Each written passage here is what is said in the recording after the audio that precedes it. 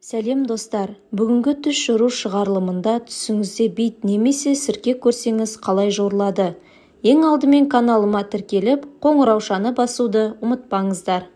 Түсіңізде өз басыңыздағы битті көрсеңіз, таныс адамдарыңызға әділетсіздік танытасыз. Сірке ұстау дертке шалдығуды білдіреді. Жақын адамыңыздың басы биттесе, өңіңізде ол үшін уайымдайсыз. Бірақ бекерге зорлықпаңыз, жақын арада оның қиындықтары шешіледі. Таныс емес адамның басы биттегенін көрсе, түс көруші адамдардың өсегіне айналудан қорқады. Сіркелерден құтылу сізге ұқсас адаммен бас қосатыныңызды білдіреді. Ұсталған бит бос уайым әкелетін дертке шалдығатыныңызды білдіреді. Киімдерден шыққан сіркелерді көрсеңіз, жеке өміріңізде бақытқа жетесіз. Бойдақтар жұбын табады, үйлі адамдар табысқа кенеледі. Оларды өлтірсеңіз, отбасыңыздағы көптен күткен береке орнап, қиындықтардың бәрі ұмытылады. Биттен құтылғанын көрген түс көруші жеке өміріндегі кедергілерден құтылады. Түсіңізде сіркелерді ұру табысқа, не күтпеген жаңалыққа болжайды.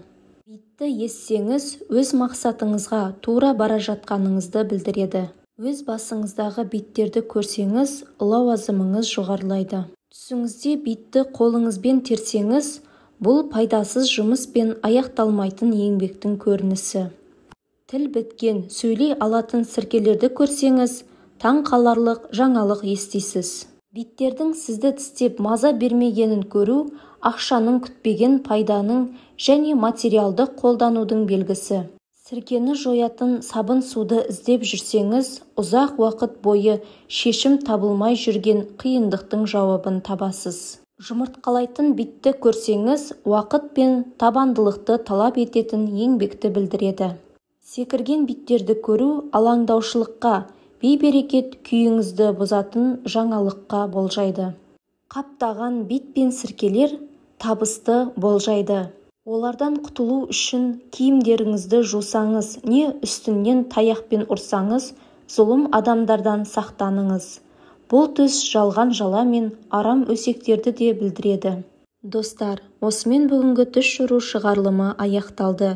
Видео ұнаса лайк басып, каналыма тіркелуді ұмытпаңыздар. Келесі кездескенше сау саламатта болыңыздар.